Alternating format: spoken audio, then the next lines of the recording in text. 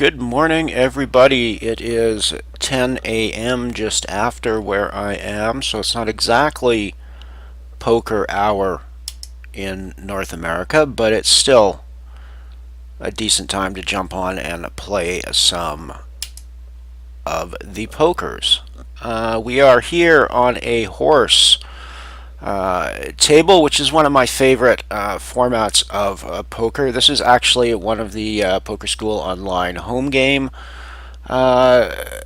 events. This is event number 13. We've played 12 already in this series. I've talked about these series in other streams that are now lost to the ether, so I'll talk about them again. It's basically every month, or not necessarily every month, but fairly regularly they run a series in the Poker School Online home game that is 40 games long, and they mix in all the different variants of poker. It's HoldEm specific. There's probably 10 at least or more of the tournaments are HoldEm tournaments, and then they throw in mixtures of the other ones as well.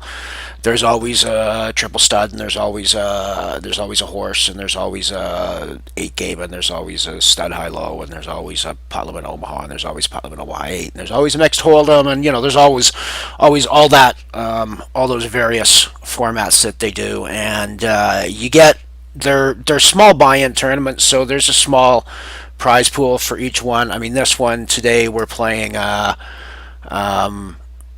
13 cents buy-in, so it's a pretty micro stakes buy-in, and the prize pools we're playing for is 89 cents for first and 17 cents for fifth in a 22-person field with a late registration ending in 1 minute, so it's probably going to be 22 at the end. So there's not really much in the prize pool to play for, but what we're actually playing for in many of these cases, well, first of all, it's a home game, which means that a lot of these players, we know each other, we play against each other all the time. I've got thousands of hands as far as HoldEm is concerned on some of these players. So we play a lot together, and we know each other. And there's going to be probably a fair amount of chat going on in the chat box that's jokey and fun and stuff like that. Secondly, these are probably some of the toughest low stakes, micro stakes games running on Stars. I mean, I'm sure there's other home games where there's a bunch of really good people that hang out and play games together. I'm thinking that not as many of them play 11 cent and 13 cent and 25 cent games as we do in this club. And there's some pretty serious, pretty seriously good poker players hanging out in this Poker School Online club. So if you're part of the Poker School Online, actually look into the home game and the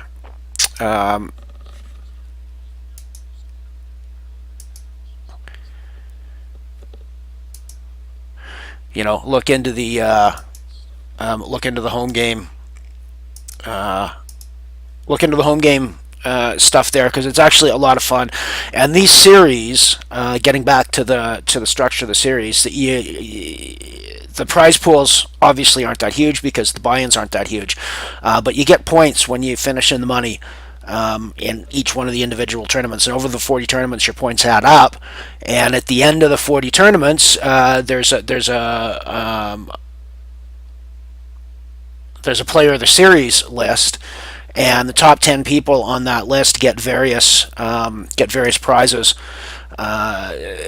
usually tickets to various things. And in October, for example, I finished on top of the series we had there and won a $22 ticket, which I played in my first stream on a stud high low and chopped it heads up for $170. So it's worth coming in and playing these things.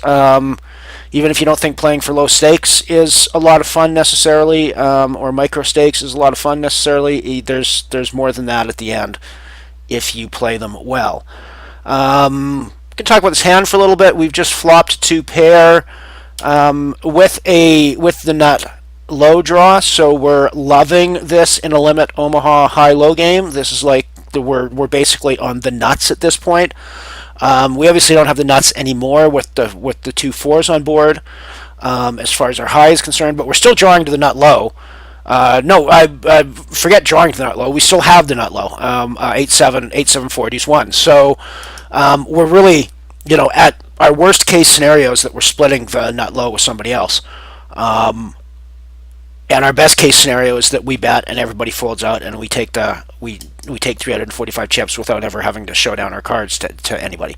So that's what you want to do. Limit Omaha High Low, I've got to say, is not one of my best games. As a high low variant, I definitely prefer the high low variant. That's a PLO 8 is of the Omaha varieties. It is the one that I would say that I am the best at. But in the pantheon of all the poker variants, the Omaha variants are the ones that I am the worst at. So that gives you kind of a ranking of where I think I feel, where I feel I sit as far as playing Omaha 8 is concerned. But when it's part of a horse tournament, I'm actually fairly comfortable with it. I would rarely play a full PLO 8 tournament. I will play some for this series just because I want to do more than I want to play all the different all the different non-Hold'em games at some point during this series. But generally speaking, in my own personal play, about the only time I play PLO 8 is in rotation of a horse or rotation of an 8 game stuff. Still, it's fun and it's nice, and I love the low variants, the high-low variants, because there's always a couple of different ways you can win the hand. At this point, I'm probably not thrilled with my high. My high is a pair of 8s at this point, so nothing that I'm really that thrilled about, but I'm reasonably happy with my low, so I think I'm going to raise and see if I can maybe push him off of a high, no low, or Joy, push her off of a high, no low. Played with her before, and being aggressive, I think I can potentially push her off a hand if she's not thrilled. Yeah, we're going to split this one. Yeah. One of the partly I think that was good, a high-low strategy to raise there regardless, because we had a relatively weak high hand and we wanted to try to scoop the pot if we could without showing down. But equally, as a play against Joy, who I've played against before, it's something that I want to do because I know that I can occasionally push her off pots if she's not thrilled with the hand that she's playing. Right, so we have come through on this one. It's not a lovely PLO 8 hand, but we're in 2, and we've just flopped a flush draw, so we're pretty happy with this. There's not really a low developing. There is no low in the world. Our flush draw just got a little weaker now that the board is paired, but we're still fairly happy. I don't really think we need to be throwing money into the pot, especially not now that we're up at the big bets. So we end up at the end of the day with a pair of 7s. Not a great PLO 8 hand, but it might be enough to win for us. Yeah, it looks like it's enough. No, it's not enough to win. Why is it not enough to win? What did he hit? Oh, the flush. Duh. Idiot. That's going to happen. One of the things with Omaha, of course, is that you can flop the nuts, and by the end of the hand, you don't even have anything that resembles the nuts. That's reason. Of course, I mean that happens in Hold'em as well, but it's reasonably common in pot limit Omaha. I play live occasionally at a casino in Calgary, and I'm actually going tonight to play some PLO. And the joke around the poker room is that the absolute worst thing that can happen to you in PLO is for you to flop the nut straight. Because if somebody else has flopped a flush draw or whatever else, they're going to be there on the turn and the river, and that potting is not really going to get anybody to fold out of the hand if they've got if they flop some equity in that. And being Omaha, somebody around the table has probably flopped some equity. So it's one of those games where you really have to play it street by street and see where you're just because you got the nuts at one point in the hand does not mean that the nuts will continue to be what you have. for the record. Right, so we're still in the pot limit Omaha high-low, or the limit Omaha high-low, I'm sorry. We are going to call through with this. We've got a deuce 6 for low, which is not horrible. It's not great, but it's not horrible. And we've got our club draw there with a pair of 6s, so we're reasonably happy. I don't think we need to throw too many chips into the pot. Pair of 10s now. We got top pair on board, which is a reasonable place to be, and I think it's worth throwing some chips in the pot, given that it's a minimal low draw and nobody else seems thrilled with the pot. So I think we're going to keep throwing chips into the pot, and we're probably splitting at least, if not scooping the pot. Yeah, splitting. Fair enough.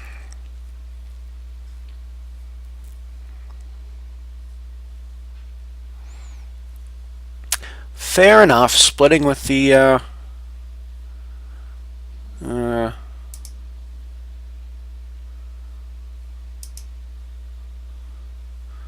splitting with the pair of jacks. That's reasonable. Reasonable thing to have happen.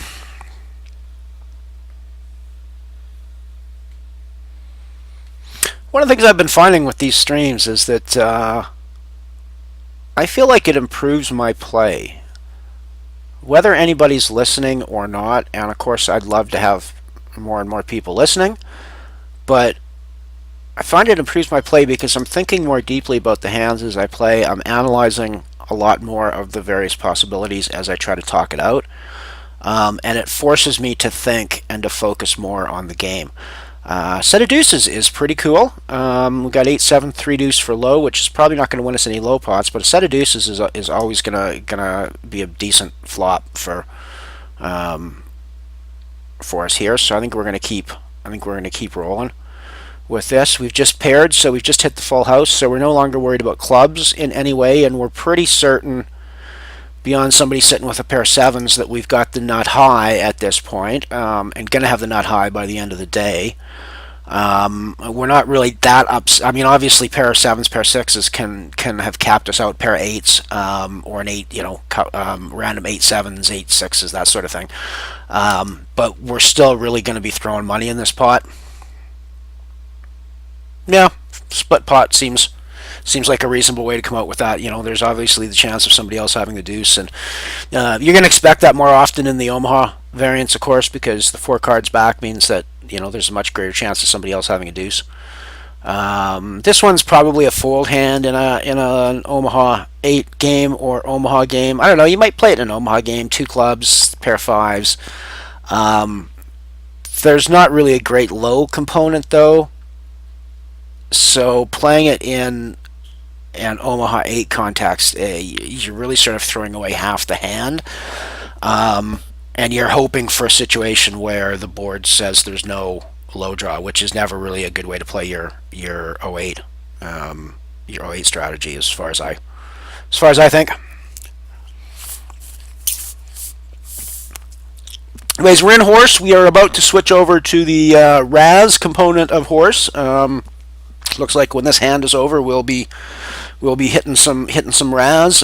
We played Raz last night in a $1.10 regular tournament that runs at 9:20 Mountain Time p.m. on Stars every night. A lot of fun. We came third in that one for $4.50, I think. So it was a pretty decent score on a $1.10 buy-in.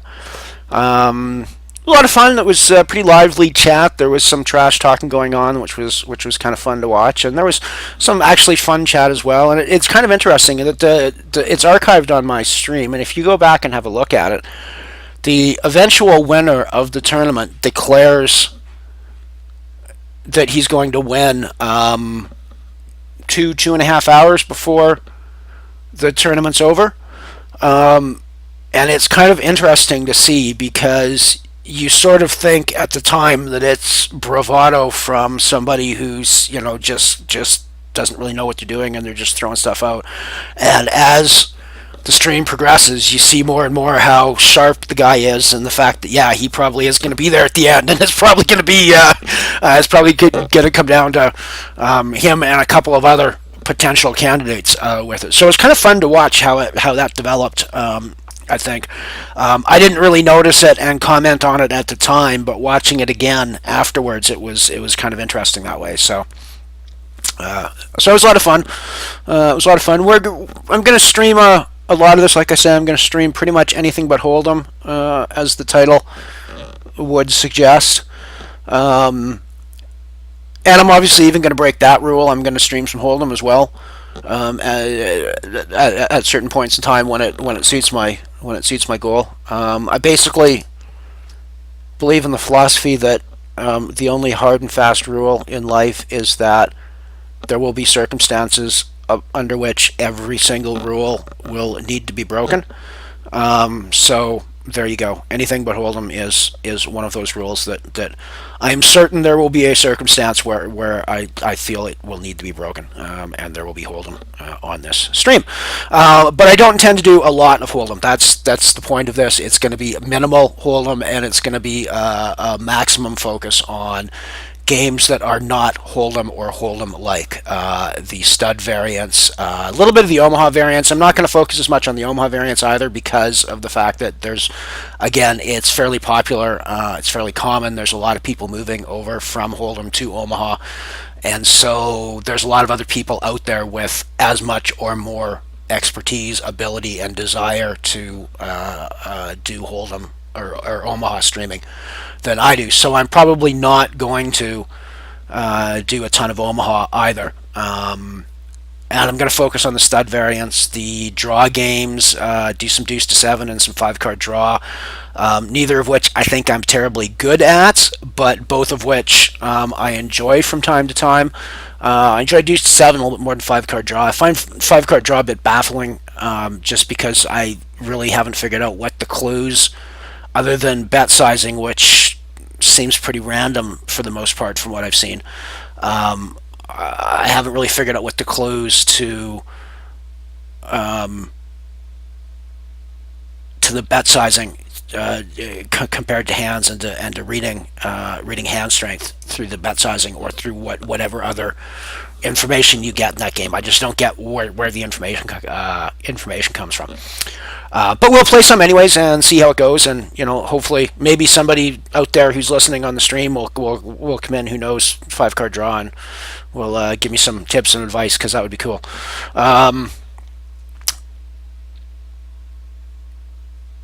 And I want to play Badugi as well, of course. I'd love to play some Badesi and stuff like Badusi if Stars ran those variants, but Stars doesn't run those variants. Badugi is all I can get. So I will definitely play some Badugi on here as well. That's one that I love, and I think that more poker players should, and I mean, obviously nobody should do anything, but it's a game that I find is very refreshing when you burn out on HoldEm, which we all do from time to time, where you've just taken 16 bad beats in a row and it just feels like nothing can go right for you. Switching over to something like Badugi that is just completely and utterly different thought patterns involved is really quite refreshing. I find it, and it's a good way to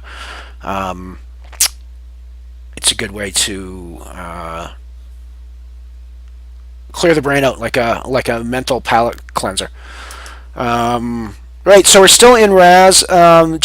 This is like Horseplay 101. One of the key skills in horse is to make sure that you're always looking at the game marker on the table at the beginning of every hand to make sure that you are still playing the game that you think you're playing. That's a very important part of winning horseplay. And although it seems like a very obvious point, it's actually a more important point than one might think, especially during the stud variant rounds, because you can switch. It goes from Raz to stud, and so it's very easy, if you're not paying attention, to find yourself playing a 6-4 3-deuce-1 Raz hand and suddenly looking up and realizing that you're getting beat by a set of queens. and you couldn't figure out why the dude showing two queens was calling you down and raising you. So yeah, you always want to, before you put any chips in the pot at the beginning of a hand, always look up here, look at what game you're playing, and move on from there. That's horseplay 101. Right, we're in Raz, and pairs in Raz are bad. That is horseplay 101 as well. When you're playing Raz, if you have paired cards, they are bad. Throw them in the middle. That is almost always the case. You might play something like you might play some paired hands like an ace ace deuce or an ace deuce deuce or maybe even ace 3-3 or something like that. But even those, you're still essentially starting. You're essentially starting with one of your cards burned, and that's always going to be a disadvantage as you move on. So, in a Raz game, if you don't have 3 cards under 8, general rules would say they should go in the muck if you can put them in the muck without putting any money in the pot. That's really the way it goes. If you even have 2, even with an ace deuce. Well, no, I shouldn't say that. With an ace deuce, all bets are off. But with something like an ace 4-9, you can certainly go with that on a board where, or on a hand where other people are showing a lot of high cards, but it's never really going to be something where you're thrilled with your position at any given time. So you really want to kind of avoid those hands, and you want to be going in with you want to be playing with the hands where you're maybe a 6 or a 7 high at best, and you're sporting a 4 and a deuce or something as well after that, or a 3 ace or whatever.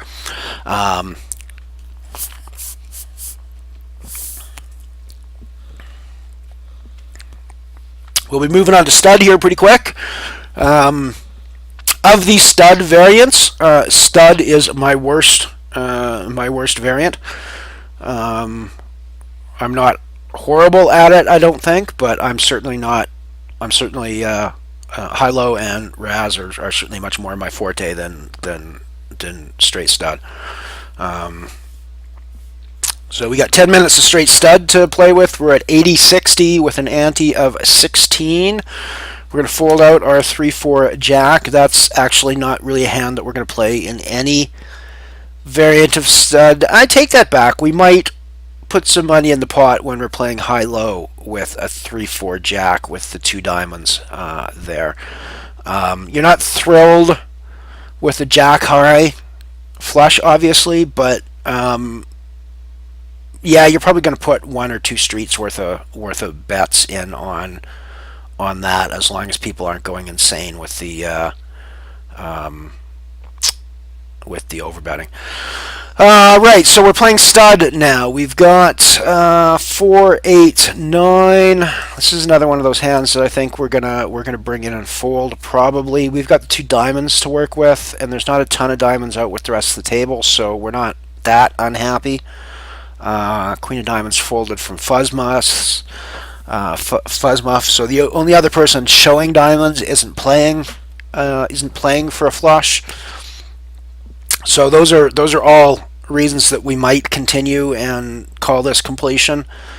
But at the end of the day, I don't think any of those are good enough, because we've got a lot of cards to go before we get to a flush, and we don't really have anything else going for us in a hand like that. And it's also an 8-4 flush, which is, let's face it, not the sort of flush you want to go to town with. Obviously that improves as we go down the road, but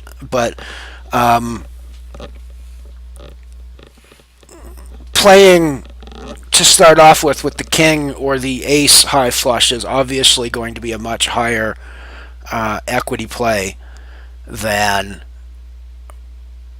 going with your starting flushes, the 8 deuce, because you're then expecting to, or needing to draw a high flush card if anybody else is drawing into a flush elsewhere on the table. So it's really not the best spot to be in. Right, in stud, Queen 4-5 Rainbow is one of those hands that you just sort of quietly toss in the muck and let everybody else play. I mentioned this with the Raz last night, and I'm sure I mentioned it with the stud high-low as well. The stud variants, for a couple of reasons, are much more games where you play the cards that are dealt to you by the dealer,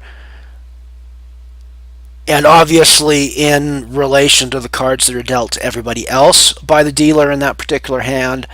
But there's not a lot of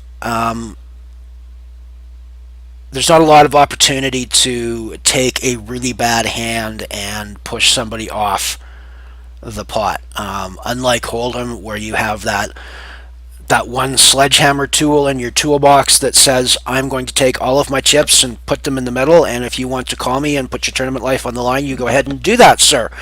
That's a huge sledgehammer, and it obviously doesn't make anything easier, but it's a tool that you can use in situations to bring a hand to a close.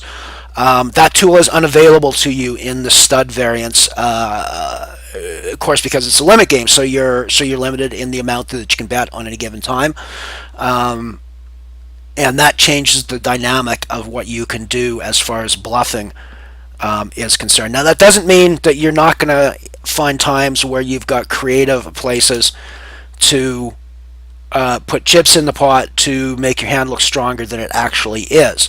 I'm doing that in this hand specifically, trying to make him think that I'm sitting on 4 hearts right now by the fact that I'm starting to bet. And if another heart had come up on my board here, I'm almost certain I could have gotten a fold out of him. I'm not getting a fold out of him with only showing this, because he knows at best I've got 4 hearts.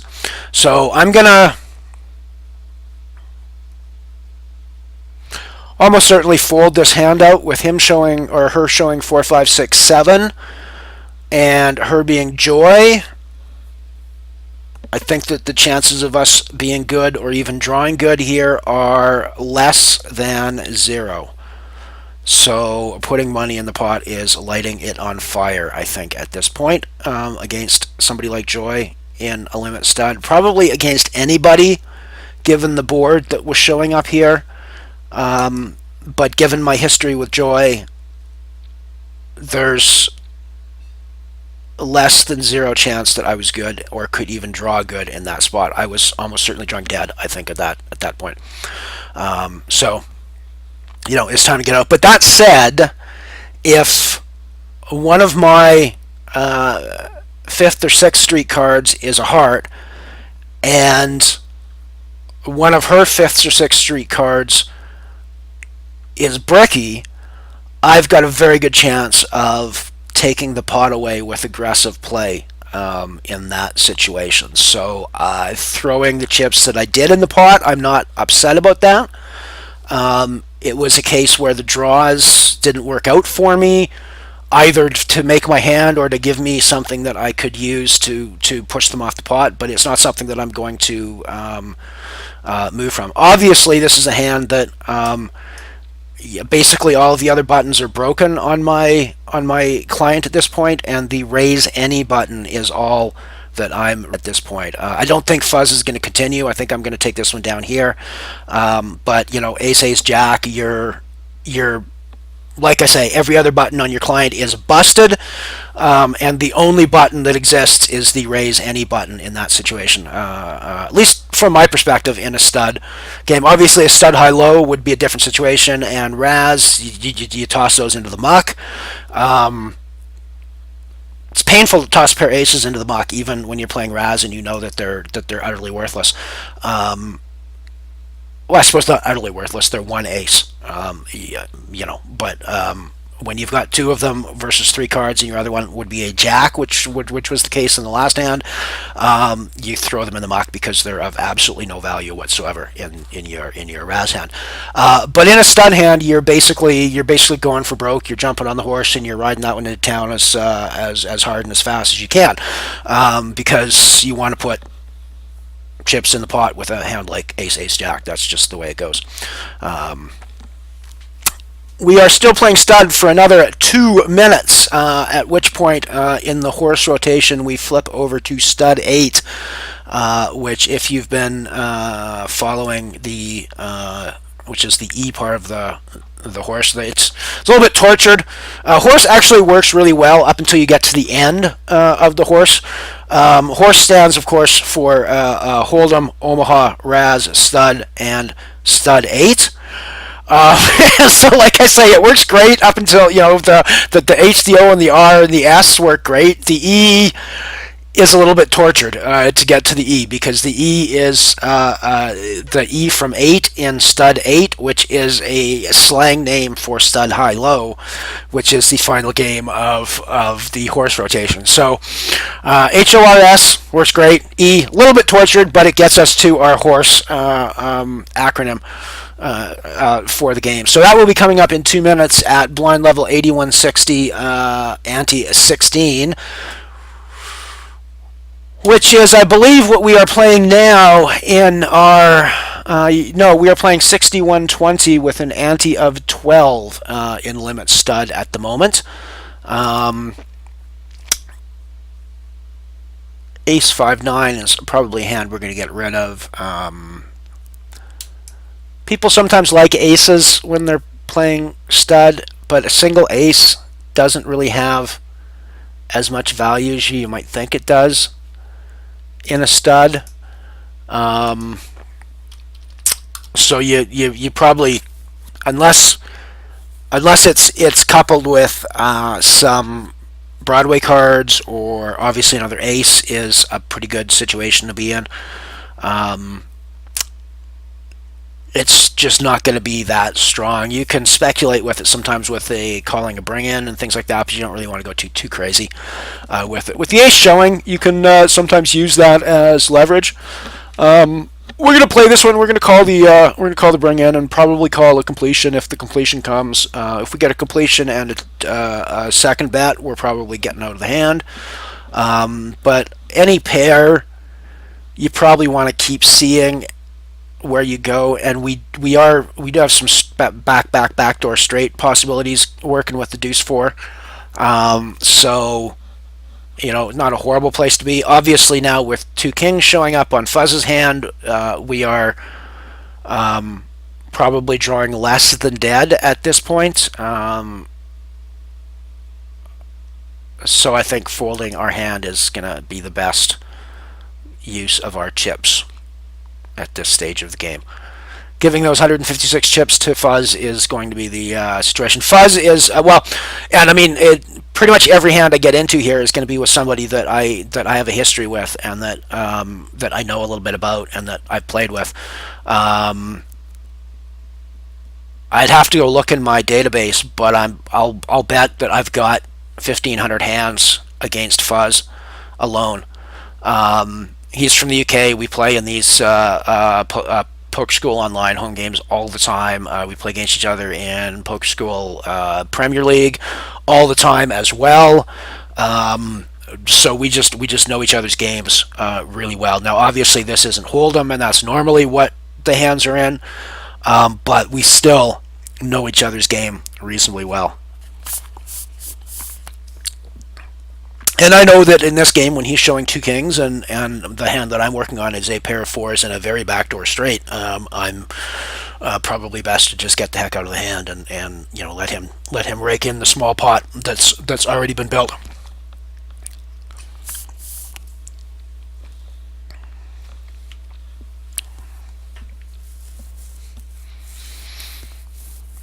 Thad Yen over here to my left is also from the UK, and one of the people that I'm perennially fighting with, in the times that I am fighting at the top of the overall points board at the end of these series, Fadian is invariably one of the ones I'm fighting with. There's a few others, don't have any of the other major ones at the table at the moment. Crazy Dumno, I think we saw... I'm sure I've streamed one of these before, although I think it was probably one of the ones that got lost in the ether, where we talked a little bit about Crazy and his play. Hard to imagine somebody named Crazy Dumno is like a hyper aggressive guy that you never really know what the hell he's doing. Hard to imagine, that. Truth in advertising, though, you can't fault the guy for not letting you know in advance what his play style is going to be. No, he's actually a fun guy to play with, and it's always nice to play against people where you really have to think about what's going on. At least I think it's nice because it's more of a challenge, and I find I don't get nearly as complacent about what's going on, and maybe you don't make as many mistakes when that happens. But I don't know. It's hard to say. It's good to see some people watching. Say hello in the chat window if you're hanging out. If you've got any questions about the horse format or whatever, we're in the stud high low format now, so we're looking for mixed up hands. This is the end of the rotation, which means that we're moving back to HoldEm on the next rotation. That looks like a split pot to me. Yeah, high times and David splitting that pot. Looks fairly standard for the stud high low. We're still pretty early in this tournament. It's been going for 43 minutes now, roughly. Running for 43 minutes. It started with 22 people. There's 20 left. In the limit games, you're never really going to see a ton of people bust out really quickly. But as you get deeper into the levels, you're going to start to see people just drop really, really, really quickly. Initially, it doesn't really matter what's going or how badly you're running. It's just not possible at 10-20 to get your stack in the middle, even if you're capping every round, capping bets at 4 bets every round. You're still at the end of the hand only putting 300 or 400 or 500 chips at most into the pot. As we get deeper into these limit structure games, that changes dramatically, and you get to a point where pretty much every hand you're making decisions that potentially could be for your tournament life.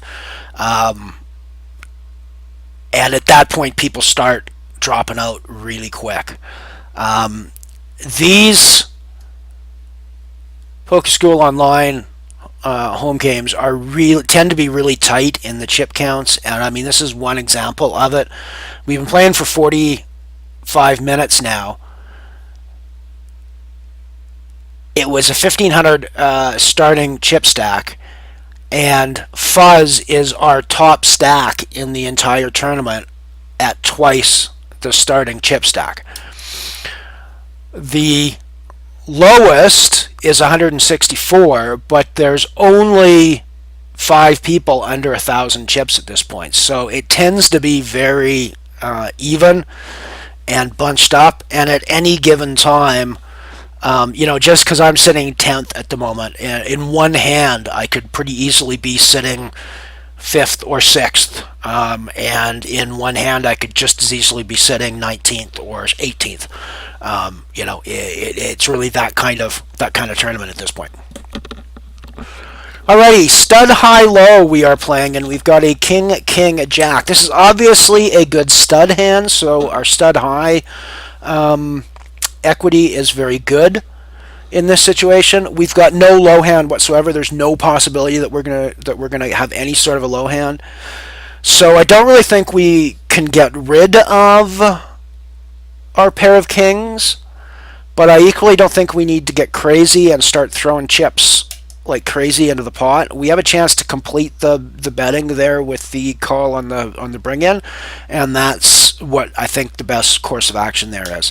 We're going to check this and check call on this. We're developing a nice straight system along with our pair of excellent straight runs along with our pair of kings here. So I think now is the time to start putting money into the pot. We're probably going to split high-low with Fadian if they stay in. Fuzz looks to me like that's a fold hand. I'm guessing at this point. Yeah, that's what I thought with the big bets in there. So now I'm thinking that we're probably going to split. I could be Fadian could be taking a scoop on this with clubs potentially, but I'm not really putting him on clubs necessarily with the way that this hand is played out. So we ended up here with kings and jacks, which is a decent high hand, and I'm pretty happy with that. I think I'm going to split this pot, frankly, with Fadian. Wow, shocking. I was really expecting to split that pot. I wasn't expecting a scoop. I was expecting Fad to have a low hand and take half that pot from me. But hey, I'll take the scoop. I'm good with that. I'm good with people having bad drawouts and missing their low draws, and therefore giving my kings and jacks the entire stack of 1,144 chips, which I am now happily stacking in a virtual sense in front of my virtual seat at the table.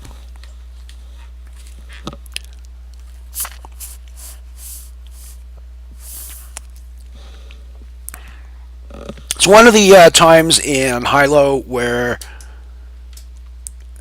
you're value betting and not value betting at the same time. I could have continued with that 6-4 deuce hand there, with considering the jack my throwaway card, one of my throwaway cards. But the paired ace, I'm guessing that Joy's going to have a couple of low cards behind. So yeah, not really thinking that it's that valuable.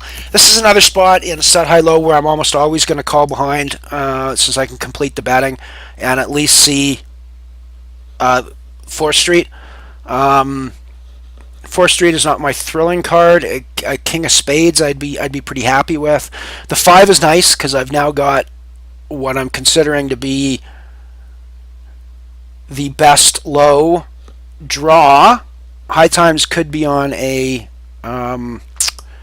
made low already and a better low than me at this point. I am now on a 7-6-5 with the potential draw to a 6. But I mean, I don't think I'm going anywhere at this point. I'm not thrilled with my low draw. I'm happier with my high that I've paired the king at the end. That's kind of dumb luck, but you know, that's the way you do with the high-low. Wow. I really was not expecting to win the low on that. I was expecting, if I won anything, to win the high, and most often lose a bunch of chips. That's kind of shocking that I ended up with the low on that one. Cool. I'll take it though. I will take it.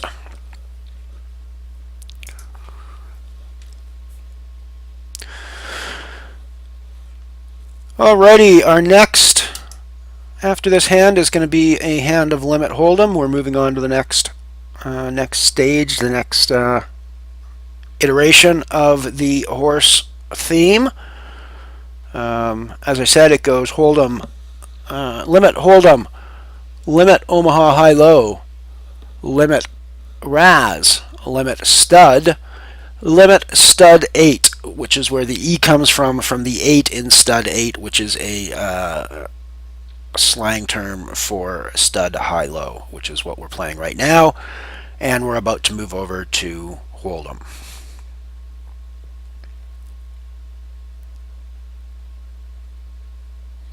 One of the things I like about horse is that it's all limit games. I do play some 8 game, which throws in no limit hold'em and pot limit Omaha, as well as limit deuce to 7 triple draw, which is a wild game. A lot of fun.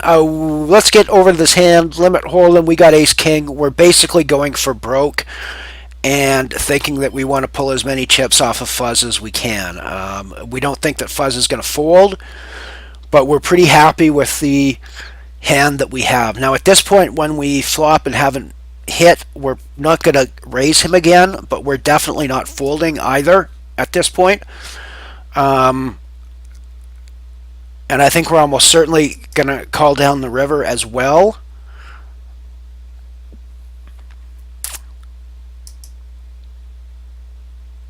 Huh. That's an unfortunate cooler hand. That's an unfortunate cooler hand. But you're not really going to get rid of those. I suppose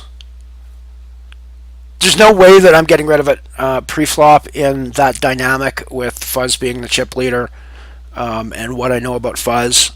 Um, and I suppose when I miss on the flop or the turn, I can certainly get rid of the hand at that point.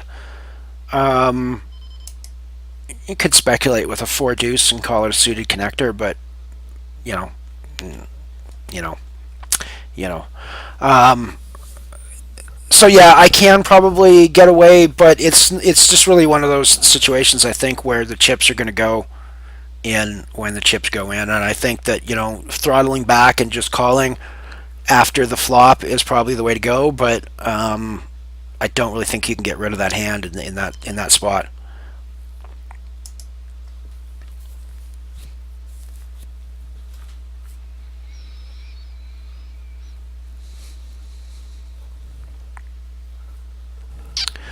So we have 17 left in the tournament now.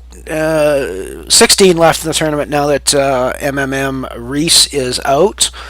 16, it's eight-handed when you play horse. Um, so we now have two tables left in the tournament. I am sitting 13th of 16 after my little debacle there with ace ace into ace king. Um,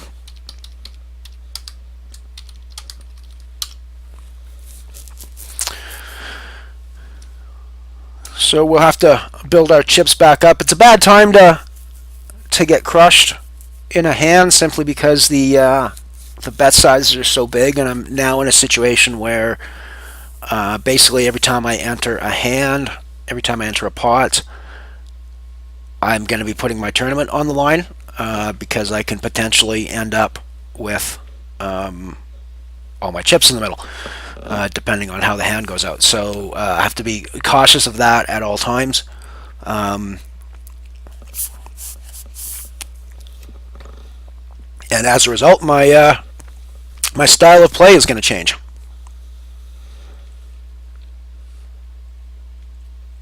Hey, Wascally Rabbit, good to see you. Good to see you around again. It's nice to have you around. Yes, Horse is. I did answer before, but Horse is always is all four or all five are limit games. Um, as I said, that's the main difference between the horse and the eight game. Well, other than the fact that horse is 5 games and eight game is obviously 8 games. But the other 3 games in the 8 game include some other variants, including no limit hold'em, pot limit Omaha, and a limit deuce to 7 triple draw, which we will play some of on this stream at some point in time. That is a crazy, crazy, crazy, crazy game. Lots of fun. Actually, well, the no limit deuce to 7 single draw is a pretty crazy game as well, and we'll play some of that. And we'll play some of the different. One of the things that's interesting, and it's especially true with the deuce to 7 games, is the different from going from limit to pot limit to no limit really changes the way the games play. And you see that in Badoogie as well. The difference between limit Badoogie and pot limit Badoogie is fairly huge. So we will be playing those almost as 2 separate games, despite the fact that Badoogie is Badoogie is Badoogie, or Deuce to 7 is Deuce to 7 is Deuce to 7. They really do change how they play. Also with Deuce to 7, the amount of no, we're not actually at the final table yet, Wesley. We are at the final 2 tables. So there's still 16 people left to go, and we've still got a ways to go in this one if I go any deeper. We're still playing at least another hour.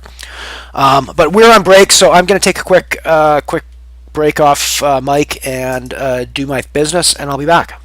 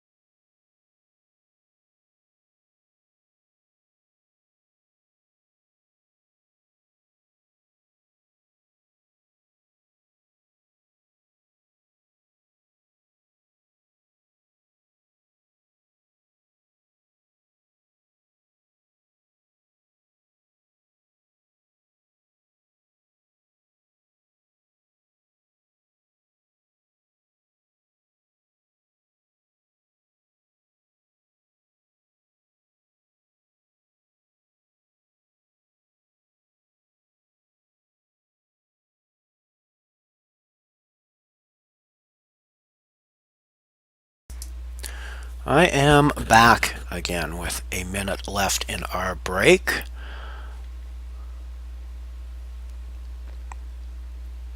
So yeah, we're final two tables in this tournament. There are 16 people left. Just recap on the structure of the tournament. This is a horse. We've got 10-minute levels, if I'm not mistaken. Yes, 10-minute levels. Horse, of course, being HoldEm, Omaha, Raz, Stud, and Stud 8 in the mix. There are 16 people left out of a total of 22 that started this tournament. Being that it's only a 13-cent buy-in, it's a weird. This whole series is exclusively bounty games, so there's some really weird mixes. You don't usually find bounty horse games. In fact, outside of this series, I don't think I've ever seen a horse game that's a bounty. And it's not a format that really lends itself to being a bounty tournament. Obviously, the no limit formats are far more conducive to bounty style of play than any of the limit games are. But nonetheless, it's kind of fun to do this. So the total buy-in here is 10 cents plus 2 for the bounty plus 1 for the PokerStars fat cat to throw in his big money pit that he goes and dives into like Scrooge McDuck. But we've so of the 13-cent buy-in, we've got a total of $2.64 in the prize pool, $2.20 regular, 44 cents in the bounty. 5 places paid out 89 cents to first and 17 cents to fifth. We've got 8-10 with the with the limit hold'em, and we're going to be folding that almost certainly. As I say, I know a lot of the people at this table. JC Cron, DPS. I'm positive that we streamed some stuff yesterday. Maybe it was when I was streaming the Micro Millions that I streamed some of these Poker School online games. But either way, I've talked about JC Cron in the past, and he's a very strong hold'em player that we want to watch out for, and pretty strong in the other disciplines as well for this.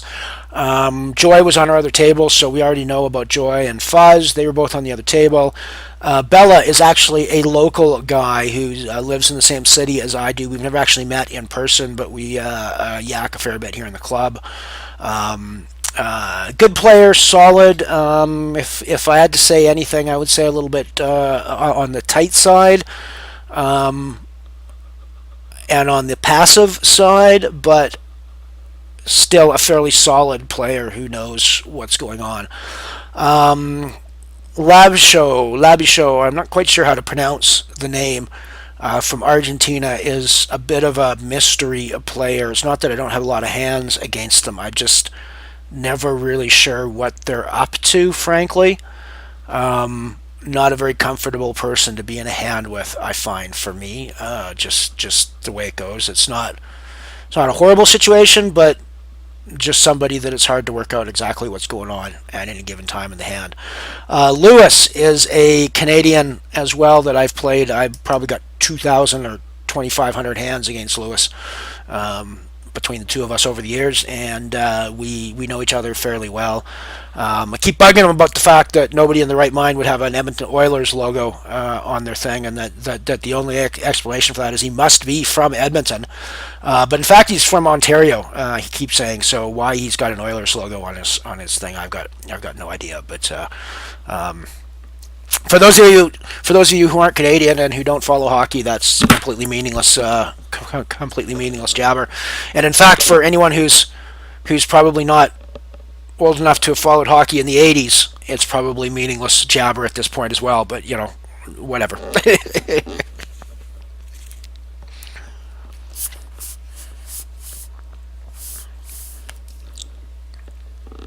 Alrighty, an ace-jack suited is a hand that we're absolutely going to get involved with in hold'em. We've got a small stack, so playing aggressive is probably the way we want to go. Obviously, that puts us at risk, but at the same time, just kind of limping along is not something that we can do either.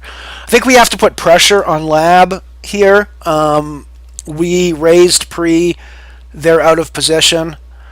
Um, the king isn't great, but we don't necessarily think that they've floated with the king. I'm going to check through and give a free river out, which may not be the smartest thing in the world. But I also don't necessarily think I'm going to get a fold out of better hands if I go there. Now the check on the turn behind might make it look possible for me to have a flush draw on the turn and have just hit my spades. So I could, at this point, try to hit the raise and see if that works. It cripples my stack if it doesn't work. And especially at this point in time, it's not going to work. I waited too long, I think, now, so I'm just going to fold out. It's possible that works. It's also possible that I cripple my stack and I've got nothing left for the next time that I want to throw stuff in. So I think probably folding on balance is the way to go there. But you could certainly try to wrap, with the way that hand went down, try to wrap the spades there. Certainly, if I was on spades and I'm in position there and I get checked to, I'm, at least the way I'm playing, I don't think I'm very likely to be betting that. I think I'm likely to check through and see if I actually hit the flush or not, and then decide on the river. So I certainly could have played it that way if I'd had the spades. I just don't think that the bet would have gotten them to fold. Even if they thought I had spades, I just don't think the bet would have gotten them to fold. Our pair of sevens isn't hugely strong here, but with Lewis checking to us and with us in position, I think we have to throw the money in the pot and try to take it down before something else happens. Clearly, Lewis was looking to give up the pot at that point. So, when somebody's looking to give up the pot, it's as Jason Somerville, who, for the record, is my idol in this streaming stuff, and you should check him out at Jay Carver Poker here on Twitch all the time. But as he says, if it looks like somebody wants you to take the pot away, it's really not polite to not take the pot away from them. They're asking you to. To say no is just impolite, right? So when somebody asks you to take the pot away, take the pot away. That's my best advice for the day. And in that particular hand, Lewis was asking me to take the pot away by checking to me, so that's what I did. I put some money in the pot and took the pot away from him. Even though I doubt that I actually had. Oh, I mean, pair of sevens might well have been the best hand, but it certainly might not have been by the time the river came down.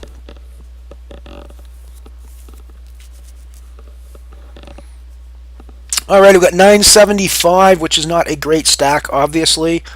There's 15 people left now, so you've had one more person bust since then. I still haven't managed to get a bounty in this tournament. I haven't knocked anybody out yet. People have come close to knocking me out is probably the reason that I haven't knocked anybody out, but we will see how that goes. A quick double up and I'm right back in the thick of things.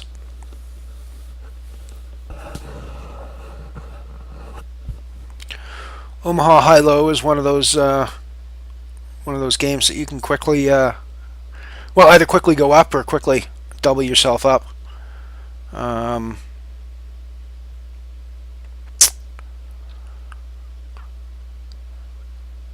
Obviously, in games like Omaha, where if you don't play Omaha, one of the kind of quirks of the game is that when all the cards are dealt out and there's 5 cards on the board and I've got the 4 cards in my hand, to make a valid hand, I need to use only 2 cards from my hand and only 3 cards from the board.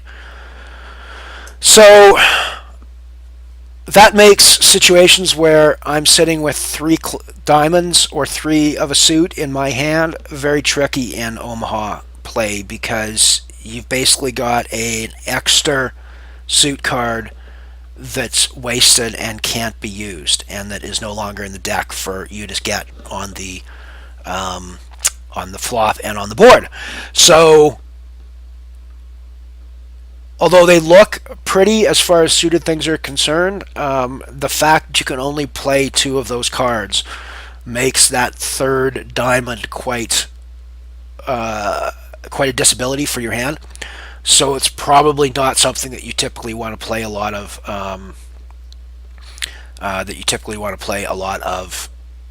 Hands where you've got three of the same suit in there. You want to get rid of those, usually in Omaha games. Likewise, if you've got three of a kind, like if I had three sevens in this case, it would be an absolute fold when you got three of a kind in Omaha. It's like the kiss of death. You're basically going to end up at the river with a pair, two pair with one pair in your hand and one pair on the board, and nothing else, because you're almost never going to. You're basically looking for a case card to improve your hand at that point, right? And the third card in your hand never counts, so you can only have a pair of whatever you have. It's a very bad situation to be in. When you're playing Omaha, if you've got three of a kind, toss your hand in the muck as quickly as you can.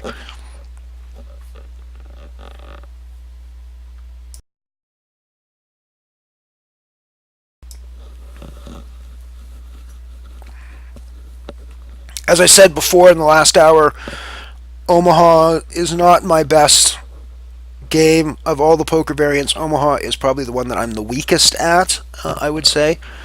Omaha high-low is the Omaha variant that I argue that I'm the best at, but in the poker hierarchy of things, it's I'm best at Omaha high-low, but I'm worst at Omaha in general. So that gives you an idea. This is the sort of hand that you kind of dream of, even though I've just talked about having three suits in a hand, and not liking it. This is a dream hand in many cases. Now, I'm not ever really going to hit a straight flush with this because of the fact that up and down I've got a wasted card. But I've got so many other straight possibilities that just, I just flopped the nut straight basically at this point. I've got the 4-6 nut straight at this point.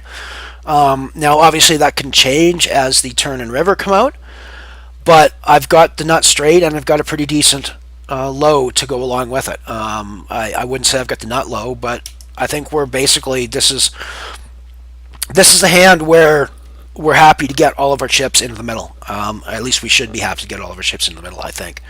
I'm no Omaha expert, but this definitely looks like the kind of hand that we want to get all of our chips in the middle on. The 4 doesn't help us very much and can potentially hurt us, simply because now somebody who was sitting with something like a 6-8 has just hit their straight. But there's really nothing we can do about it at this point. We've decided that we're going with the hand, so we are going with the hand. That's the club would have been worse. We might have considered getting out of it if the club comes in, but we just have to do this. Oh man, that 6 coming in is pretty horrible for us. We might still have the best hand, but that 6 coming in is just horrible for us. Oh wow.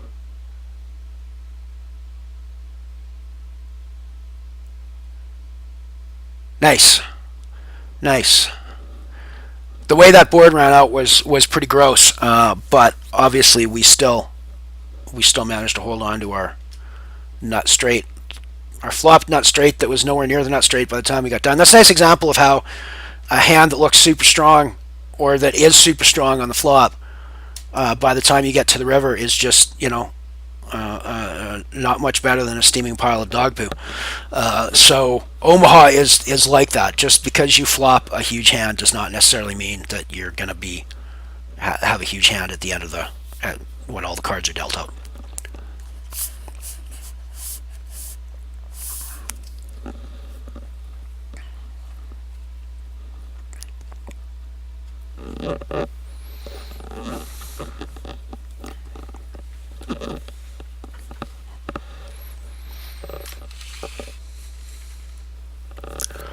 Wasn't hugely surprising that we didn't win the low in that situation, simply because our low, we were on a 3 to 7 straight, so our low is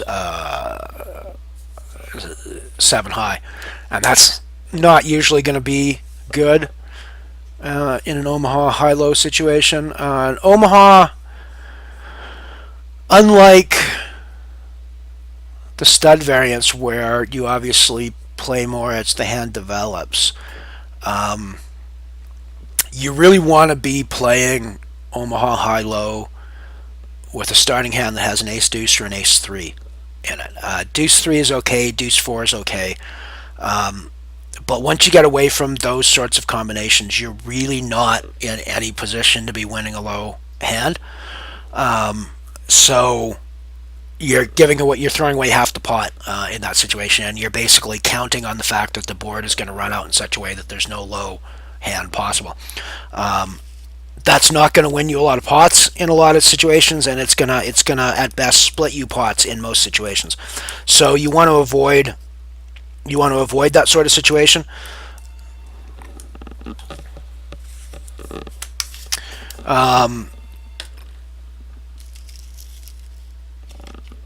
So yeah, you just don't want to be, you just don't really want to be in situations where you're going hard on a flop with questionable nuts, or nuts that will develop into something that isn't the nuts by the end of the hand.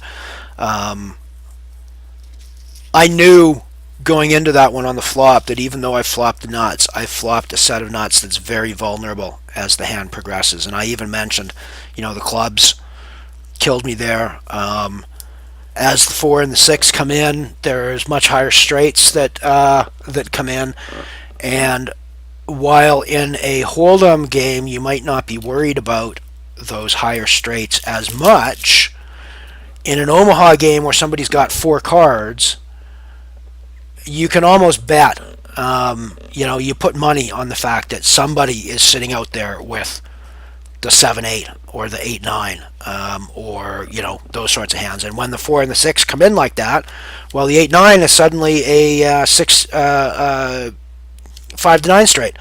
The 7-8 is suddenly a 4 to 8 straight. All that jazz.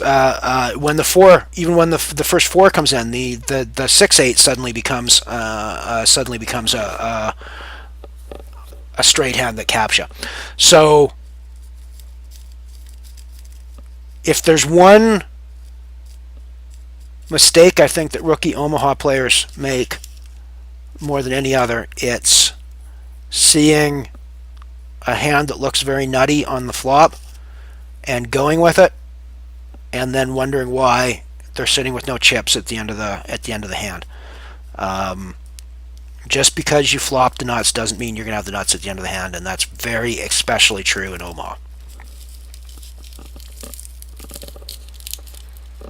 Very especially true. That's not the bestest English in the world. I'll have to be working on my English delivery here, I suppose.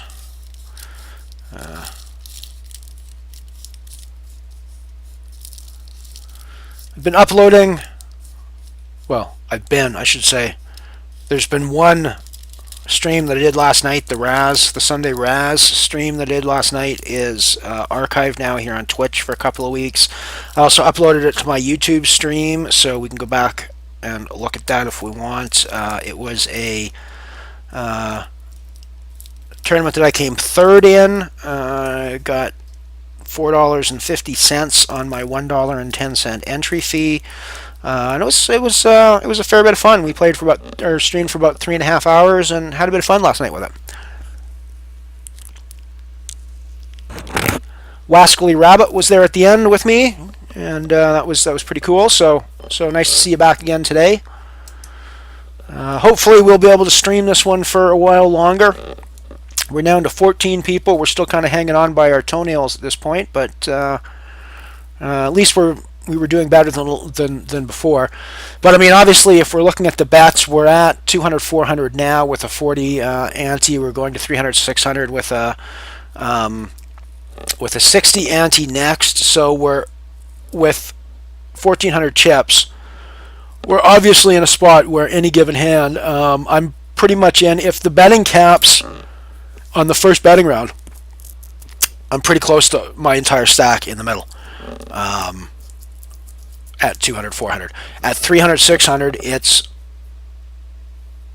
my stack is in the middle other than 200 chips. So my stack, and I've got less than a bet left on the next round at 300, 600. So I'm in a dangerous spot at the moment as far as my stack size is concerned.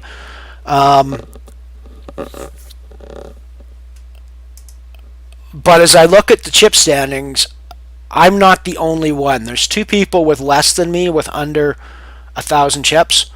And there's one, two, three.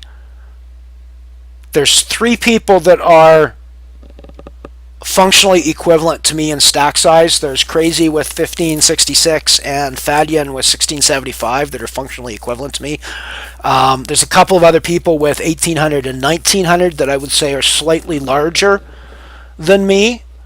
But at the end of the day, the difference between my 11th place and sitting in 6th is 600 chips, which is twice what's in the middle before we even put any play going.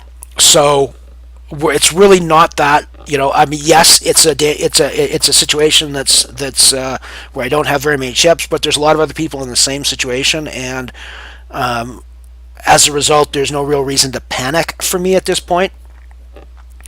It's not like I've got 1,200 chips and everybody else has got 5,000. That's just not the way.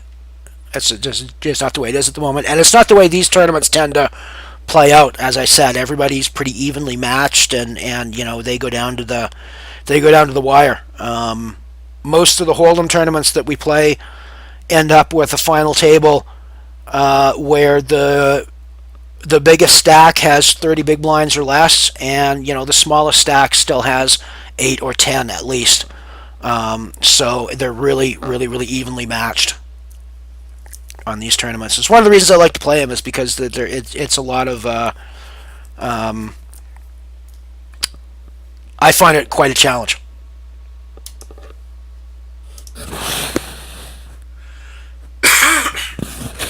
Excuse my coughing there. Yes, Bella, I think we're just going to check this down.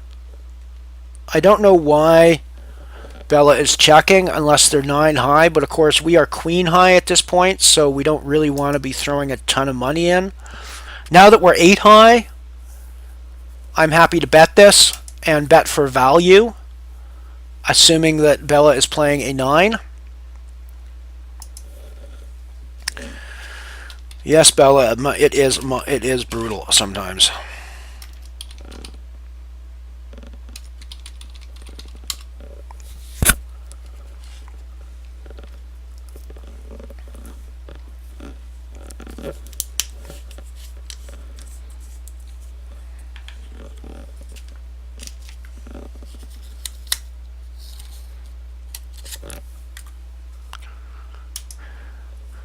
And for the record, there's a good chance that I'm betting that 7th street regardless of the card that comes to my hand as well.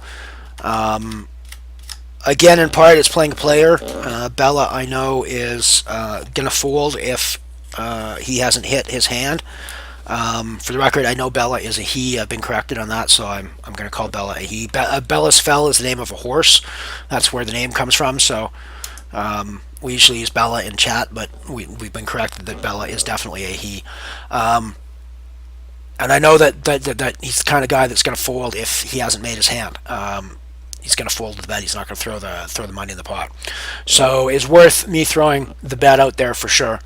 I might have won earlier in the hand, but with my queen up, I'm not really that thrilled with what's going on. We're still in Raz, so this is a decent hand. The 9's not great, but we can sort of consider that a throwaway card, and go from there. Nobody else can see it either, so we can still develop what looks like a 5-card hand. Now the 10 coming out there kind of kills that idea. With Bella on a 4 deuce, I don't think we want to continue this very often, especially not with Joy on a 6-4. This looks to be like it's going to be a hand between Bella and, yeah, Bella and Joy, and Fuzz is going to get out of the way. That's what I expected to have happen.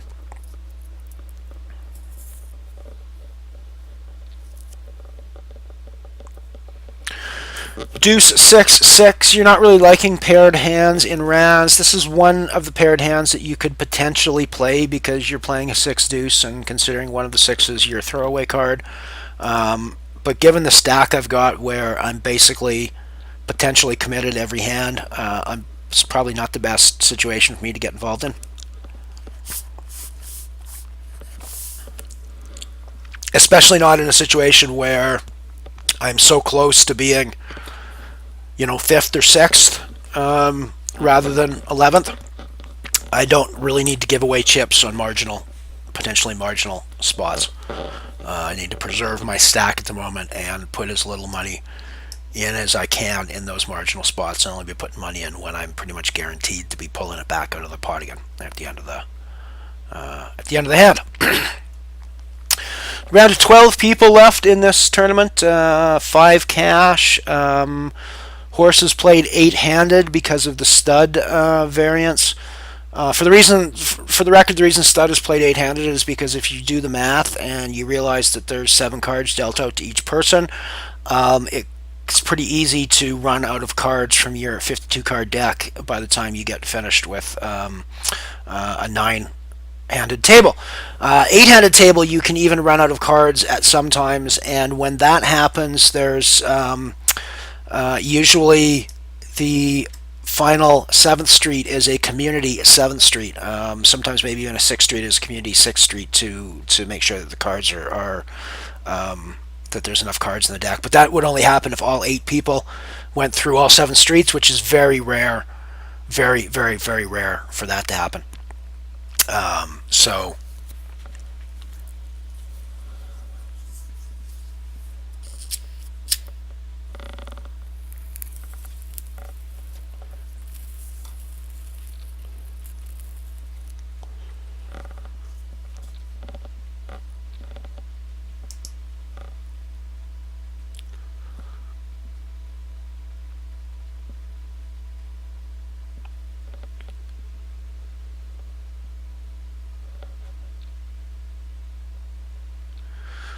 we've moved on to the stud variant now. Playing at stakes of 300, 600 with an ante of 60, so we're definitely in the danger zone at this point. I'm not actually going to do anything with the danger zone thing there. I have no idea whether my copyright infringement problems would be with Stapes, with the EPT, or with Kenny Loggins, or with Archer for that matter. But I'm sure that there's going to be copyright infringement somewhere if I do anything at all related to the phrase danger zone, other than say the words danger and zone at the same time. So I'm just going to leave it at that. But I'm definitely in that zone of dangerous spaces.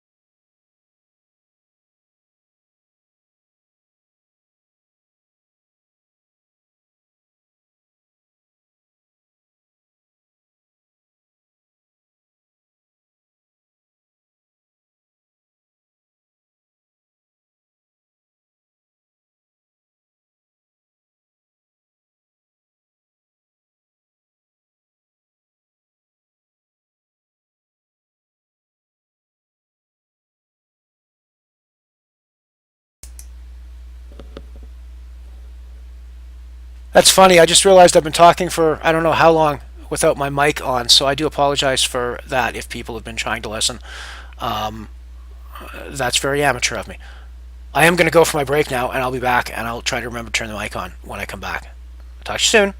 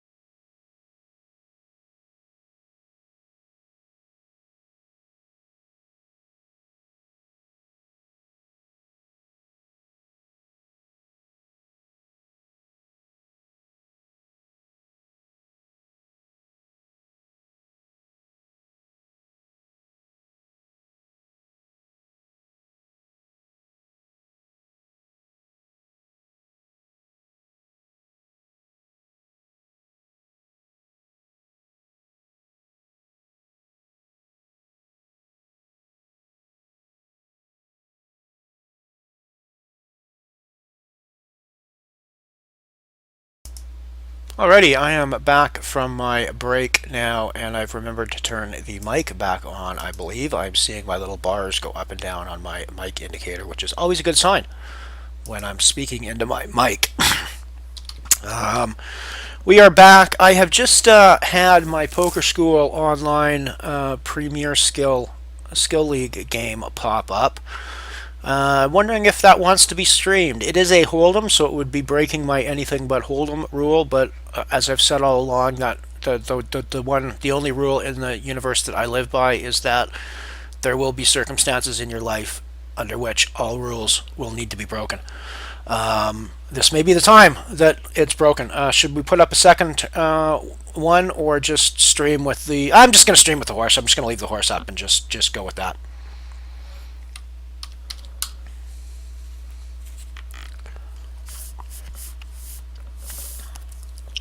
We should be starting back up again. We still got 8 people left.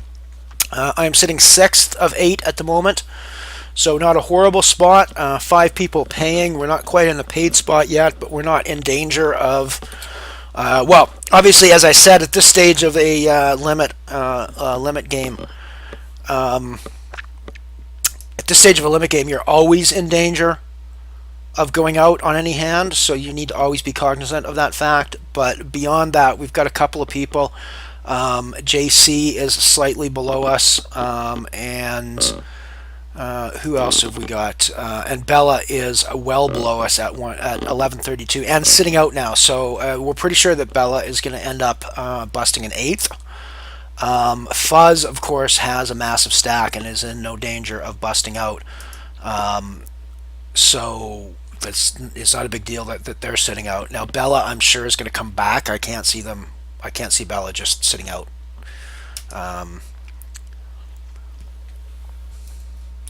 So we're in a pretty precarious situation. We're in a spot where there's at least one or two other people that will go out, that could potentially go out in front of us. Maybe three other people that could go out in front of us.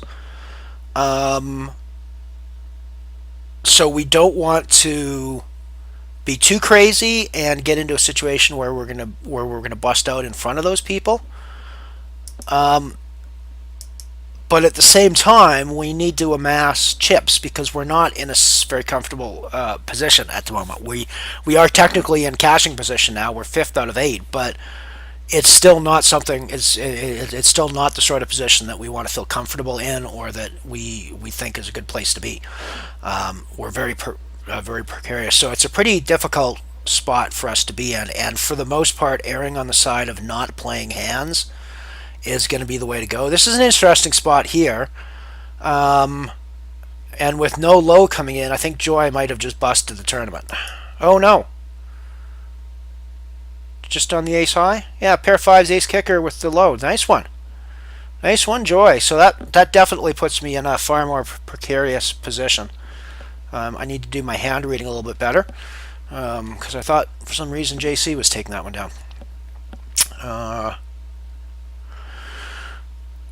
That's not a horrible hand. Ace 4 with the low and an ace queen jack up top to play on straights and pairs with, but again, I'm in this precarious position where I at least want to see what happens with Bella and Steve. Well, being that it's against Steve, I might have actually wanted to get into that. I should have actually looked at who was doing the raising there, because that now puts me second only to Bella, second last only to Bella. Bella's going to be done here on the next hand with antes. So I'm going to continue this hand and fold this guy out.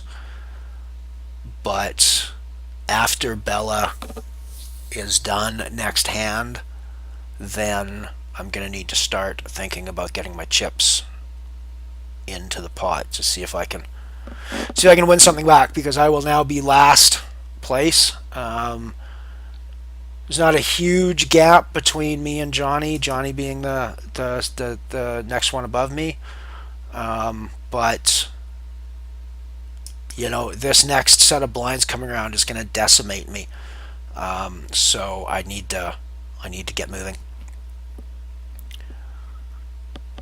In fact, this big blind hand coming up,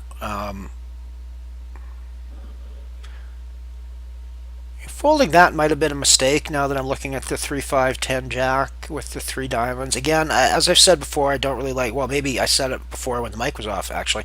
I don't like hands with 3 diamonds, or with 3 suited cards in them, just because you're basically starting the hand with throwing 1 card out of the deck for yourself. But in this case, with the 5-3 playing on low, see, I also like playing a hand where I've got 3 potential low cards to play with, because there's nothing worse than playing an ace deuce with no other low cards and having a deuce come up on the board, because you're pretty much screwed on both ends. You've hit a pair, but you've hit the worst pair in the game, and your low hand has just been crushed by anybody playing an ace 3, ace 4, ace 5, anything like that, because anything else that comes up, you can't play your deuce anymore. It's really a crippling situation. So I like playing. I mean, a hand like this, I'm much happier to go in with a hand like this than with the last one that was the 3-5-10 jack.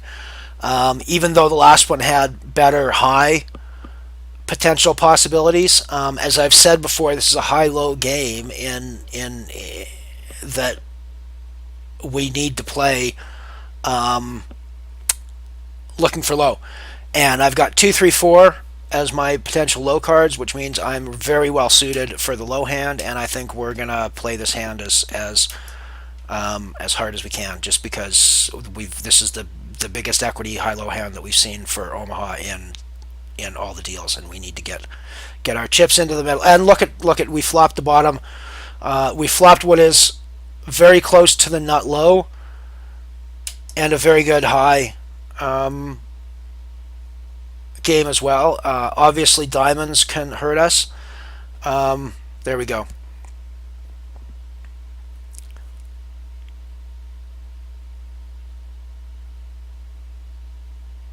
Wow. Wow.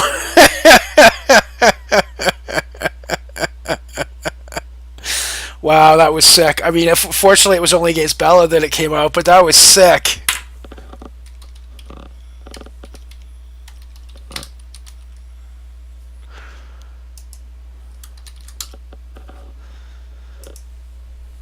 That was a sick run out.